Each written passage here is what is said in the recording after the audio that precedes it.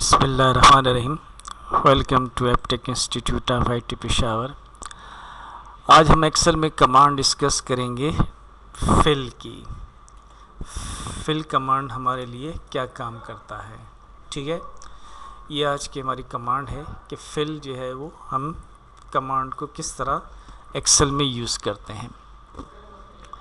तो सबसे पहले हमारे पास जो है एक्सेल का जो होम हमारे पास जो टैब है उसके अंदर आप जो रिबन है उसमें लास्ट में हमारे पास है एडिटिंग के नाम का एक ग्रुप है।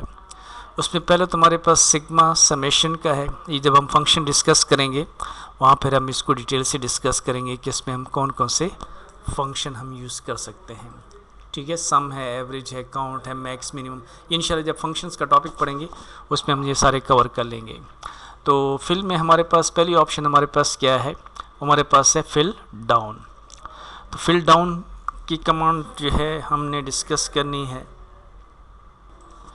तो इसमें हम फिल डाउन है, हमारे पास है फिल राइट है, फिल लेफ़्ट है, अप है और सीरीज़ जो है इस ऑप्शन को हम यूज़ करेंगे।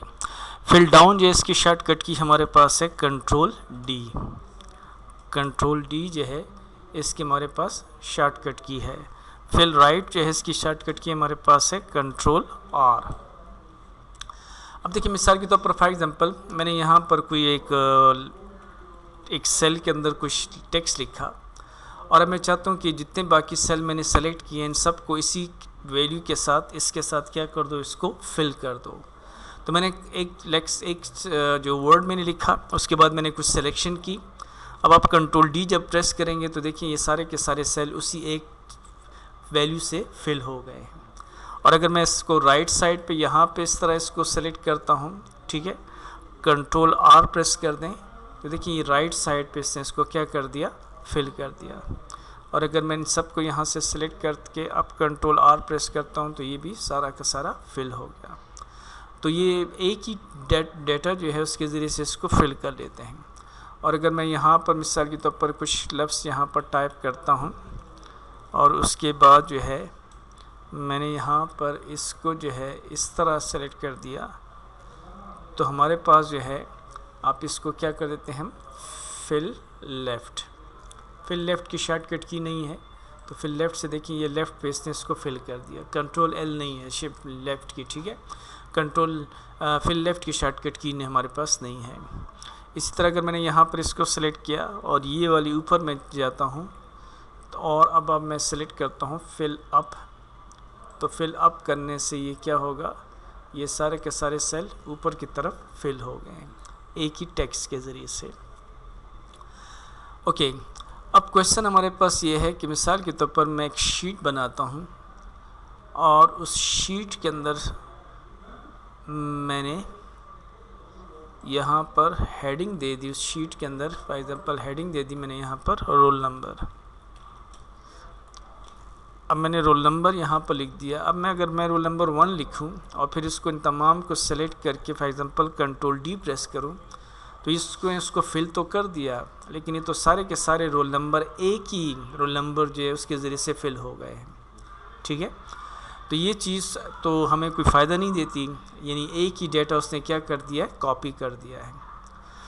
तो इसका ये चीज़ हम नॉर्मल कॉपी कमांड से भी कर सकते हैं।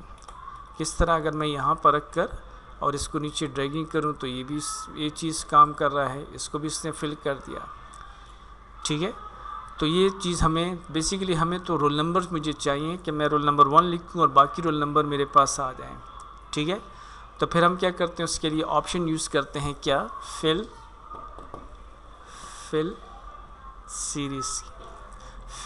सीरीज़ की ऑप्शन जो है हम यूज़ करेंगे।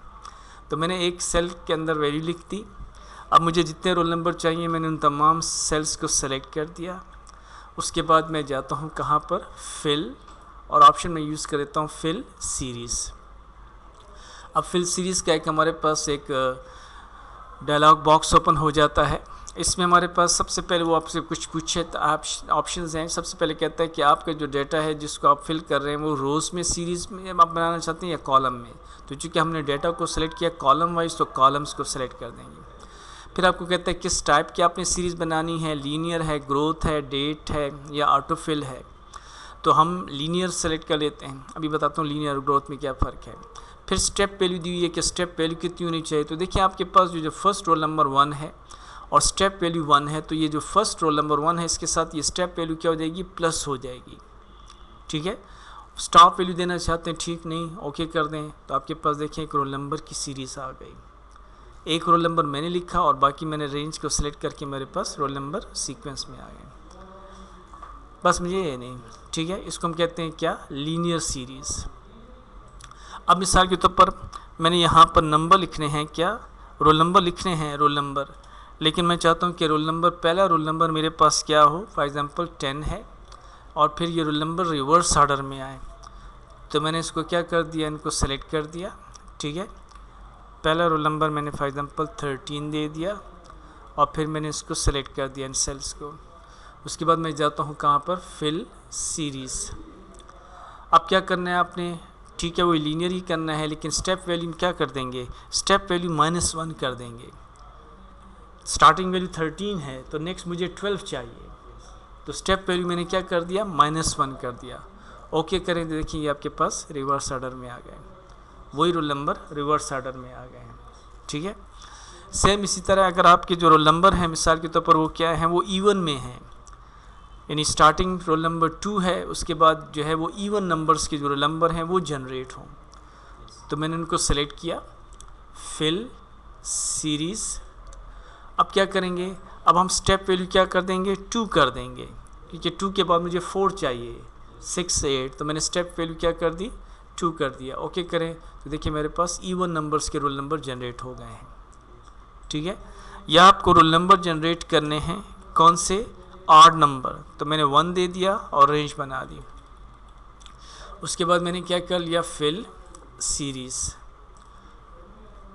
अब भी वही तरीका है, स्टेप वैल्यू क्या दे देंगे, 2 दे देंगे।